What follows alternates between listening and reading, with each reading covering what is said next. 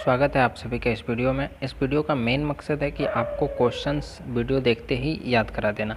यानी कि आप जैसे ही वीडियो देखेंगे तो वीडियो देखने के बाद लगभग आपको मैं 5 क्वेश्चन इसमें डिस्कस करूंगा और 5 क्वेश्चन लगभग याद हो गए रहेंगे।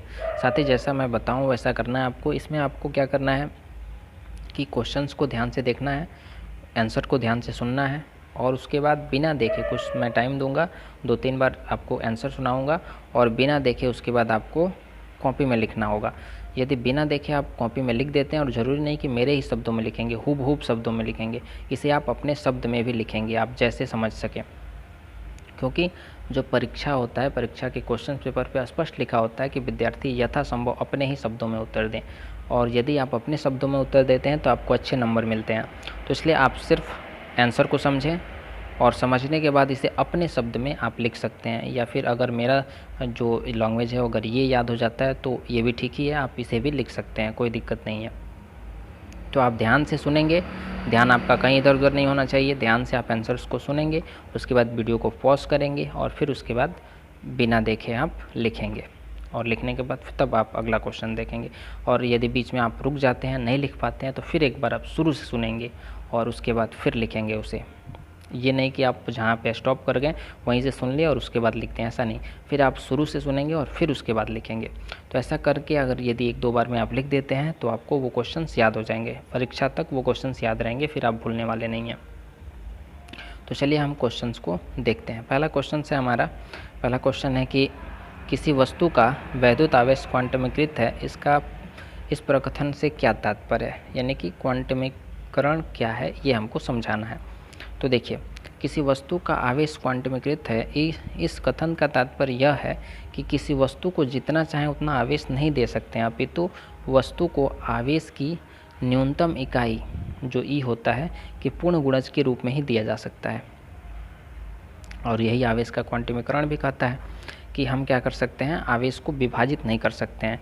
यानी आवेश जो है वो विभाज्य नहीं है, उसको हम पूर्ण गुणज के रूप में ही दे सकते हैं। ठीक है, तो इसे ध्यान से आप समझिए और उसके बाद लिखने का प्रयास कीजिए। आपका क्वेश्चन है जो आवेश होता है, जैसे कि Q कोई आवेश है, ठीक है, तो हम इसे ये नहीं कि 1/2 Q दे सकते हैं किसी निकाय को, ऐसा नहीं है। हम देंगे तब पूर्ण संख्या देंगे, 3Q दे सकते हैं, ठीक है, 4Q दे सकते हैं, 5Q दे सकते हैं, ऐसा दे सकते हैं। ठीक है, बट्टा में नहीं दे सकते हैं, ये विभाज्य नहीं है, Q विभाज्य नहीं है, दशमलव में नहीं दे सकते हैं। ठीक है, तो वही बात यहाँ पे हमको समझना है। तो इसमें क्या कह रहा है कि किसी वस्तु का वैद्युत आवेश क्वांटमीकृत है, इस प्रकथन से क्या तात्पर्य है। तो आंसर हो जाएगा किसी वस्तु का आवेश क्वांटमीकृत है। किसी वस्तु पे यदि आवेश है और वह क्या क्वांटमीकृत है, तो इस कथन का तात्पर्य यह है, यानी इस कथन का अर्थ यह है कि हम किसी वस्तु को जितना चाहें उतना आवेश नहीं दे सकते हैं, अपितु वस्तु को आवेश की न्यूनतम इकाई के पूर्ण गुणज के रूप में ही दिया जा सकता है। यानी कि आवेश की जो न्यूनतम इकाई Q है उसके पूर्ण गुणज में या तो हम 4Q दें, 3Q दें, 2Q दें, 5Q दें, 100Q दें, ऐसे हम दे सकते हैं। ठीक है, विभाज्य नहीं दे सकते हैं, 1/2Q नहीं दे सकते हैं, 3/4Q नहीं दे सकते हैं, 2.6Q नहीं दे सकते हैं, ऐसा नहीं दे सकते हैं। हम उसे जब देंगे तब एक पूर्ण संख्या में ही देंगे। यही इसका, इस प्रकथन का यही अर्थ है। तो अब इसको ध्यान से आप आंसर सुनिए और लिखिए। किसी वस्तु का आवेश क्वांटमीकृत है, इस कथन का तात्पर्य यह है कि हम किसी वस्तु को जितना चाहें उतना आवेश नहीं दे सकते हैं, बल्कि वस्तु को आवेश की न्यूनतम इकाई के पूर्ण गुणज के रूप में दिया जा सकता है। उम्मीद है कि आपको याद हो गया होगा। एक बार और ध्यान से सुन लीजिए।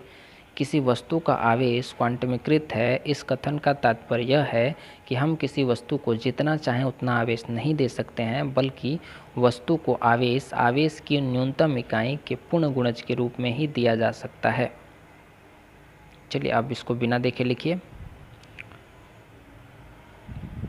चलिए, उम्मीद है कि आप लोगों ने लिख दिया होगा। चलिए अब हम फिर अगला क्वेश्चन लेते हैं। वीडियो पॉज करके फिर आप लिखिएगा और उसके बाद फिर अगला क्वेश्चन आप देखिएगा। चलिए अगला आप क्वेश्चन हम देखते हैं। अगला क्वेश्चन है कि स्थूल अथवा बड़े पैमाने पर विद्युत आवेशों के व्यवहार करते समय हम विद्युत आवेश के क्वांटमीकरण की उपेक्षा कैसे करते हैं। मतलब हम विद्युत क्वांटिमीकरण के नियम को क्यों नहीं फॉलो करते हैं जब हम बड़े पैमाने पर आवेशों से व्यवहार करते हैं, यानी कि जब आवेश की मात्रा ज़्यादा होती है तो उस समय हम क्वांटिमीकरण के नियमों का पालन क्यों नहीं करते हैं। तो इसका आंसर ये होगा कि स्थूल अथवा बड़े पैमाने पर आवेशों से व्यवहार करते समय आवेश के क्वांटिमीकरण का कोई महत्व नहीं होता है और इसकी उपेक्षा की जा सकती है। इसका कारण यह है कि बड़े पैमाने पर व्यवहार में आने वाले आवेश मूल आवेश की तुलना में बहुत बड़े होते हैं। उदाहरण के लिए 1 माइक्रोकूलाम बराबर होता है लगभग 1013 मूल आवेश होते हैं, यानी 1013 क्यू होता है। ऐसी अवस्था में आवेश को सतत मानकर व्यवहार किया जा सकता है। आप ज़रा सोचिए कि आप जब दुकान पे जाते हैं ख़रीदने, तो जब आप जाएंगे दुकान पे ख़रीदने तो 1 किलो अगर आप ख़रीदने जा रहे हैं तो उसमें क्या होगा कि 2-3 ग्राम अधिक होगा तो मायने नहीं रखेगा, या फिर 2-3 ग्राम कम होगा तो कोई मायने नहीं रखेगा, दुकानदार आपको दे देगा। जैसे कि अगर आप खरीदने जा रहे हैं और कोई चीज़ खरीदने जा रहे हैं, चीनी खरीदने जा रहे हैं आप, तो आपको कितना मिलता है, वो हमेशा थोड़ा अधिक ही देता है। मतलब कि 1 किलो है तो एकदम 1000 नहीं देगा, यानी 1000 ग्राम नहीं देगा। वो क्या करेगा, हो सकता है थोड़ा सा अधिक हो जाए तो वो फिर निकालेगा नहीं। जैसे कि हो सकता है वो क्या करे, आपका 1010 ग्राम दे दे, 1005 ग्राम दे दे, ऐसे दे दे, ठीक है। क्योंकि आप जो 1 ग्राम है, किलो जो ले रहे हैं वह ग्राम के हिसाब से बहुत बड़ा है, ठीक है। इसलिए वहाँ पे वह मायने नहीं रख रहा है, 1 ग्राम 2 ग्राम कोई मायने नहीं रख रहा है। तो वही हाल यहाँ पे होता है, बड़े पैमाने पर होता है आवेशों के साथ। क्योंकि आवेश जो होता है, जब आप 10 आवेश लेंगे, 3 आवेश मतलब 3 क्यू आवेश लेंगे, 5 क्यू आवेश लेंगे, इस तरह आवेश लेंगे तो उस समय मायने रखता है। उस समय आप पॉइंट में नहीं ले सकते हैं, उस समय आप 1/2 आवेश नहीं लिख सकते हैं, नहीं ले सकते हैं। लेकिन जब आप बड़े मात्रा में आवेशों से व्यवहार कर रहे होते हैं तो उस वक्त आप क्या कर सकते हैं कि उस वक्त ज़रूरी नहीं आप क्वांटिमीकरण के नियम को फॉलो करें, क्योंकि वो आवेश ऐसे ही मान लिया जाएगा कि वह सीमित है। मतलब वह क्या है, जितने हम आवेश ले रहे हैं, मान के चलिए हमने 10,000 आवेश लिया तो वह 10,000 होगा। हमने 1 लाख आवेश लिया तो वह 1 लाख होगा, भले उसमें थोड़ा 1-2 इधर उधर हो जाए, कोई फ़र्क नहीं पड़ता है, ठीक है, क्योंकि मात्रा ज़्यादा है। तो इसी तरह इसी को समझना है आपको कि स्थूल, आप इस आंसर को आप ध्यान से सुनिए कि स्थूल अथवा बड़े पैमाने पर आवेश से व्यवहार करते समय आवेश के क्वांटिमीकरण का कोई महत्व नहीं होता है और इसकी उपेक्षा की जा सकती है। इसका कारण यह है कि बड़े पैमाने पर व्यवहार में आने वाले आवेश मूल आवेश की तुलना में बहुत बड़े होते हैं। उदाहरण के लिए 1 माइक्रोकूलाम आवेश बराबर लगभग 1013 मूल आवेश होते हैं। ऐसी अवस्था में आवेश को सतत मानकर व्यवहार किया जा सकता है। उम्मीद है कि आपको याद हो गया होगा, एक बार ध्यान से और सुनिए, याद हो जाएगा। स्थूल अथवा बड़े पैमाने पर आवेश से व्यवहार करते समय आवेश के क्वांटिमीकरण का कोई महत्व नहीं होता है और इसकी उपेक्षा की जा सकती है। इसका कारण यह है कि बड़े पैमाने पर व्यवहार में आने वाले आवेश मूल आवेश की तुलना में बहुत बड़े होते हैं। उदाहरण के लिए 1 माइक्रोकूलाम आवेश बराबर लगभग 1013 मूल आवेश होता है। ऐसी अवस्था में आवेश को सतत मानकर व्यवहार किया जा सकता है। अब वीडियो को पॉज कीजिए आप और ध्यान से इसको लिखिए। चलिए, उम्मीद है कि आप लोगों ने लिख लिया होगा। चलिए हम अगला क्वेश्चन देखते हैं। यदि आप लोग नहीं लिख पाए होंगे तो फिर वीडियो को पीछे कीजिए थोड़ा सा, फिर आंसर को ध्यान से सुनिए और फिर बिना देखे लिखिए। यदि आपने आधे पे छोड़ दिया है तो फिर आप शुरू से फिर आप इस क्वेश्चन को ध्यान से सुनिए और फिर उसके बाद लिखिए। चलिए अब हम आगे देखते हैं अगला क्वेश्चन। अगला क्वेश्चन है कि जब कांच की छड़ को रेशम के टुकड़े से रगड़ते हैं तो दोनों पर आवेश आ जाते हैं। इस प्रकार की परिघटना वस्तुओं के अन्य युग्म में भी प्रेक्षण किया जाता है। स्पष्ट कीजिए कि यह प्रेक्षण आवेश संरक्षण नियम से किस प्रकार सामंजस्य है। मतलब ये क्वेश्चन आपको ध्यान से समझना है। क्वेश्चन क्या कर रहा है, क्वेश्चन में ही आप आंसर ढूंढ सकते हैं। क्वेश्चन कह रहा है कि जब कांच की छड़ को रेशम के टुकड़े से रगड़ते हैं तो आवेश, दोनों में आवेश हो जाता है, क्योंकि जब हम रगड़ेंगे तो क्या हो जाएगा, दोनों में आवेश हो जाएगा। इसी तरह हम अन्य पदार्थों के साथ करते हैं, जैसे कि कंघी को अगर हम बाल से रगड़ते हैं तब दोनों आवेशित हो जाता है। मतलब अन्य वस्तुओं के साथ ऐसा हम प्रयोग करते हैं। प्रेक्षण मतलब प्रयोग हम करते हैं, ठीक है ना। तो स्पष्ट कीजिए कि इस समय क्या होता है, आवेश संरक्षण का नियम बरकरार रहता है। आवेश संरक्षण के नियम का जो सिद्धांत होता है उसका पालन होता है। और आवेश संरक्षण का सिद्धांत का नियम क्या होता है कि हम ना तो आवेश को उत्पन्न कर सकते हैं और ना ही आवेश को नष्ट कर सकते हैं। ये आवेश संरक्षण का नियम है। तो आंसर क्या हो जाएगा इसका? कह रहा है कि घर्षण द्वारा आवेशन की घटनाएं आवेश संरक्षण नियम के साथ पूर्णतः सामंजस्य रखती हैं। जब इस प्रकार की किसी घटना में दो उदासीन वस्तुओं को रगड़ा जाता है तो वस्तुएं आवेशित हो जाती हैं। घर्षण से पूर्व दोनों वस्तुएं उदासीन होती हैं, अर्थात उनका कुल आवेश शून्य होता है। इस प्रकार सभी परीक्षणों में सदैव यह पाया गया है कि एक वस्तु पर जितना धनावेश आता है दूसरी वस्तु पर उतने ही ऋणावेश आते हैं। इस प्रकार घर्षण द्वारा आवेशन के बाद भी दोनों वस्तुओं का नेट आवेश शून्य होता है। अब इस आंसर को ध्यान से समझिए। कहने का तात्पर्य यह है कि जब हम दो वस्तुओं को आपस में रगड़ते हैं, जैसे कि सिंपल हम लेते हैं, हमने लिया आपका कि हम कंघी को बाल में रगड़ते हैं, तो कंघी पे जितना धनावेश आएगा उतना ही ऋणावेश वह किस पे चला जाएगा, बाल पे उतना ही ऋणावेश हो जाएगा। तो इस प्रकार हम पाते हैं कि जो आवेश संरक्षण का सिद्धांत है वह क्या है, सामंजस्य है, उसका नियम का पालन हो रहा है। क्योंकि जितने आवेश आ रहे हैं उतने ही आवेश जा भी रहे हैं, मतलब उतने ही आवेश उसमें कम भी हो रहे हैं। जैसे कि जो कांच का छड़ है, यहाँ नीचे समझिए, कांच का ये छड़ है, ठीक, और ये रेशम है, ठीक है। तो जब कांच के छड़ से हम रेशम को रगड़ते हैं तो इस पे जो जितने धनावेश होते हैं, इस पे जितने धनावेश आते हैं उतने ही ऋणावेश इस पे आ जाते हैं। मतलब इससे जितने इलेक्ट्रॉन निकलकर इस रेशम में जाते हैं उतने ही यहाँ पे कम हो जाते हैं। जितना इलेक्ट्रॉन यहाँ से जाएगा उतना यहाँ कम होगा। इसका मतलब ये है कि दोनों का आवेश क्या है, बराबर ही है। जब हम इन दोनों के आवेशों को फिर जोड़ेंगे तो दोनों का आवेश क्या होगा, बराबर होगा। यानी कि आवेश के संरक्षण का सिद्धांत का पालन हुआ है। यहाँ पे आवेश का उत्पादन नहीं हुआ है, ना ही आवेश को नष्ट किया गया है, बल्कि आवेश को एक जगह से दूसरे जगह स्थानांतरित कर दिया गया है, ठीक है। फिर जब हम दोनों को मिलाएंगे तो यह क्या हो जाएगा, दोनों का आवेश बराबर होगा, ठीक है। यानी आवेश के संरक्षण सिद्धांत का पालन होगा। तो वही बात यहाँ पे कह रहा है आंसर में कि घर्षण द्वारा आवेशन की घटनाएं आवेश संरक्षण नियम के साथ पूर्णतः सामंजस्य रखती हैं। जब इस प्रकार की किसी घटना में दो उदासीन वस्तुओं को रगड़ा जाता है तो दोनों वस्तुएं आवेशित हो जाती हैं। घर्षण से पूर्व दोनों वस्तुएं उदासीन होती हैं, अर्थात उनका कुल आवेश शून्य होता है। इस प्रकार सभी परीक्षणों में सदैव यह पाया जाता है कि एक वस्तु पर जितना धनावेश आता है दूसरी वस्तु पर उतना ही ऋणावेश आता है। इस प्रकार घर्षण द्वारा आवेशन के बाद दोनों ही वस्तुओं का नेट आवेश शून्य बना रहता है। उम्मीद है कि आपको यह याद हो गया होगा। चलिए एक बार और सुन लीजिए, अच्छे से याद हो जाएगा। फिर लिखिएगा, घर्षण द्वारा आवेशन की घटनाएं आवेश संरक्षण नियम के साथ पूर्णतः सामंजस्य रखती हैं। जब इस प्रकार की किसी घटना में दो उदासीन वस्तुओं को रगड़ा जाता है तो दोनों वस्तुएं आवेशित हो जाती हैं। घर्षण से पूर्व दोनों वस्तुएं उदासीन होती हैं, अर्थात उनका कुल आवेश शून्य होता है। इस प्रकार के सभी परीक्षणों में सदैव यह पाया जाता है कि एक वस्तु पर जितना धनावेश आता है दूसरी वस्तु पर उतना ही ऋणावेश आता है। इस प्रकार घर्षण द्वारा आवेशन के बाद भी दोनों वस्तुओं का नेट आवेश शून्य होता है। अब आपको याद हो गया होगा क्वेश्चन, आप इसे बिना देखे लिखिए।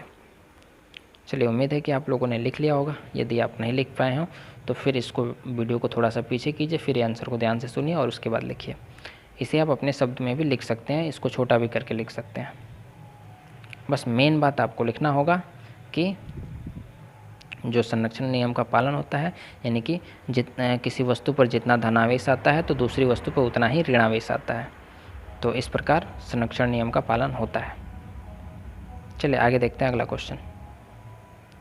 अगला क्वेश्चन है जो कि बहुत ही ज़रूरी क्वेश्चन है, बार बार पूछा जाता है कि कूलाम का नियम क्या है, लिखें। तो कूलाम का नियम क्या है कि दो आवेशों के बीच लगने वाले बल, ध्यान से सुनिए, दो आवेशों के बीच लगने वाले बल का मान ज्ञात करने के लिए कूलाम ने एक नियम का प्रतिपादन किया जिसे हम कूलाम का नियम कहते हैं। इस नियम के अनुसार दो आवेशित वस्तुओं के मध्य आकर्षण या प्रतिकर्षण बल F जो होता है आवेशों के परिणाम Q1 Q2 के गुणनफल के अनुक्रमानुपाती होता है, यानी कि F समानुपाती होता है Q1 इंटू Q2 के।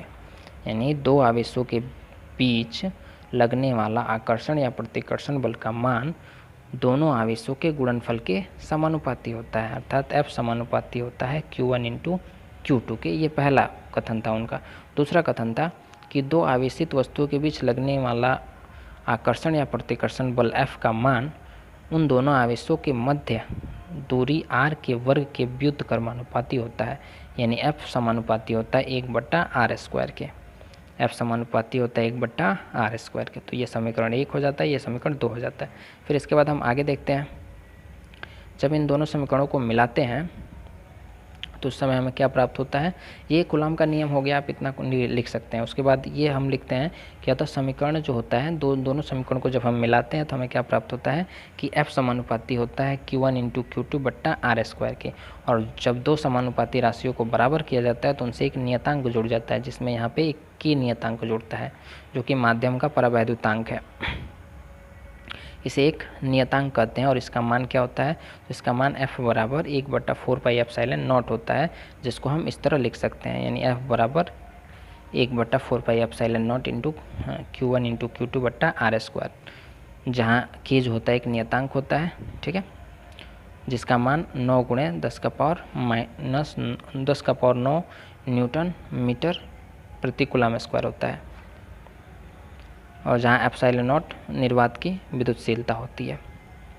तो इस प्रकार कूलॉम का नियम होता है। कूलॉम का नियम आपको याद हो गया होगा, ध्यान से सुनिए इसे, कि दो आवेशों के बीच लगने वाले बल का मान ज्ञात करने के लिए कूलॉम ने एक नियम का प्रतिपादन किया, जिसे हम कूलॉम का नियम कहते हैं। इस नियम के अनुसार दो आवेशित वस्तुओं के बीच लगने वाला आकर्षण या प्रतिकर्षण बल का मान दोनों आवेशों के गुणनफल के अनुकर्मानुपाती होता है, अर्थात F समानुपाती Q1 × Q2 के। दूसरा इन्होंने कथन बताया कि दो आवेशों के बीच लगने वाला आकर्षण या प्रतिकर्षण बल का मान उनके बीच दूरी के वर्ग के व्युत्क्रमानुपाती होता है, अर्थात F समानुपाती होता है 1/r² के। जब इन दोनों समीकरणों को मिला देते हैं तो हमें क्या प्राप्त होता है, तो हमें मिलता है कि F समानुपाती होता है Q1 × Q2/r² के। और जब दो समानुपाती राशि बराबर की जाती है तो k नियतांक जुड़ जाता है, यानी F बराबर हो जाता है k × Q1 × Q2/r² के। और k का मान कितना होता है, 1/4πε0 होता है, तो इसका F का मान हो जाता है F बराबर 1/4πε0 इंटू Q1 × Q2/r²। ठीक है, तो ये आपका कूलॉम का नियम हो गया। उम्मीद है कि आपको याद हो गया होगा। अब इसे बिना देखे आप लोग लिखिए। चलिए फिर हम अगला क्वेश्चन देखते हैं। पांचवा क्वेश्चन है हमारा। पांचवा क्वेश्चन है कि स्पष्ट कीजिए। पांचवा क्वेश्चन है कि स्पष्ट कीजिए कि दो क्षेत्र रेखाएं कभी एक दूसरे को प्रतिच्छेद नहीं करती हैं, क्यों। तो दो विद्युत क्षेत्र रेखाएं एक दूसरे को प्रतिच्छेद नहीं कर सकती क्योंकि इस स्थिति में कटान बिंदु पर दो स्पर्श रेखाएं खींची जाएंगी। यानी कि जब दो स्पर्श रेखाएं एक दूसरे को काट देंगी, जबकि दोनों रेखाएं एक ही दिशा में जाती हैं, और दो रेखाएं अगर एक दूसरे को कहीं काट दें तो फिर हमें क्या हो जाएगा, वहाँ पे दो रेखाएं प्राप्त हो जाएंगी, दो दिशाओं में जाती हुई दो रेखाएं प्राप्त हो जाएंगी। ठीक है, जो कि संभव नहीं है। तो वही कह रहा है कि दो विद्युत क्षेत्र रेखाएं एक दूसरे को प्रतिच्छेद नहीं कर सकती क्योंकि इस स्थिति में कटान बिंदु पर हमें दो स्पर्श रेखाएं खींची जाएंगी जो उस बिंदु पर विद्युत क्षेत्र की दो दिशाएं प्रदर्शित करेंगी, जो असंभव है। यह क्या करने लगेंगी, दो दिशाएं प्रदर्शित करने लगेंगी, जो क्या होगा, असंभव होगा। इसीलिए दो क्षेत्र रेखाएं कभी एक दूसरे को प्रतिच्छेद नहीं करती हैं। ध्यान से सुनिए, याद हो जाएगा। दो विद्युत क्षेत्र रेखाएं एक दूसरे को प्रतिच्छेद नहीं कर सकती क्योंकि इस स्थिति में कटान बिंदु पर हमें दो स्पर्श रेखाएं खींची जाएंगी जो उस बिंदु पर विद्युत क्षेत्र की दो दिशाएं प्रदर्शित करेंगी, जो कि संभव नहीं है। एक बार और ध्यान से सुन लीजिए कि दो विद्युत क्षेत्र रेखाएं एक दूसरे को प्रतिच्छेद नहीं कर सकती क्योंकि ऐसी स्थिति में कटान बिंदु पर दो स्पर्श रेखाएं प्राप्त होंगी जो उस बिंदु पर विद्युत क्षेत्र की दो दिशाएं प्रदर्शित करेंगी, जो संभव नहीं है। इसीलिए दो क्षेत्र रेखाएं कभी एक दूसरे को प्रतिच्छेद नहीं करती हैं, कभी एक दूसरे को नहीं काटती हैं। चलिए, उम्मीद है कि आपको याद हो गया होगा। अब आप इसे बिना देखे लिखिए। उम्मीद है कि आपको ये पांचों क्वेश्चंस याद हो गए होंगे। अगर नहीं याद हुए हों तो एक बार और ध्यान से देखिए और बिना देखे आप लिखने का प्रयास कीजिए, क्योंकि जब तक आप लिखेंगे नहीं तब तक आप याद नहीं कर पाएंगे। तो इस वीडियो को आप ध्यान से देखिए और कॉपी कलम के साथ देखिए और बिना देखे लिखिए। ये सभी क्वेश्चंस वीवीआई क्वेश्चंस हैं जो कि बोर्ड में पूछे जा सकते हैं और कई क्वेश्चंस बोर्ड में पिछले साल पूछे भी गए हैं। तो इसलिए आप क्वेश्चंस को देखिए और ध्यान से लिखिए। बस आपको ध्यान से सुनना है आंसर को और उसके बाद लिखना है। उस समय जब आप वीडियो को देख रहे हों, जब आप आंसर्स को सुन रहे हों, तो उस समय सिर्फ आपको आपके ध्यान में, आपके मन में आंसर ही चलना चाहिए, कोई दूसरा विचार नहीं चलना चाहिए। तभी आप ध्यान से याद कर पाएंगे। यही याद करने की टेक्निक है जिससे आप आसानी से बड़े बड़े क्वेश्चंस को भी याद कर सकते हैं। जो टॉपर्स होते हैं, जो अच्छे विद्यार्थी होते हैं, जो कि बड़े बड़े क्वेश्चंस को याद कर जाते हैं या जिनका IQ लेवल अच्छा होता है, वो लगभग इसी तरह सभी आंसर्स को याद करते हैं।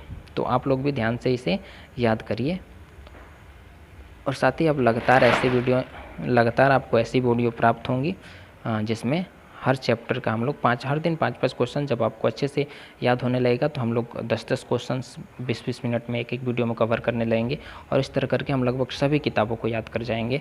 सभी जो वीवीआई क्वेश्चन है एग्ज़ाम से पहले हमारे पास याद होंगे। आप इन क्वेश्चंस का नोट भी बनाते चलिए ताकि आगे चल के अगर कभी रिवीजन करने की ज़रूरत पड़े तो आप उसे रिवीजन भी कर लें। बोर्ड के समय आपको बस एक बार रिवीजन करके जाना होगा, आपको सारे आंसर्स याद होंगे। तो चलिए फिर मिलते हैं हम अगले वीडियो में। साथ ही यदि वीडियो पसंद आए तो वीडियो को लाइक कर दें और साथ ही चैनल को सब्सक्राइब कर दें।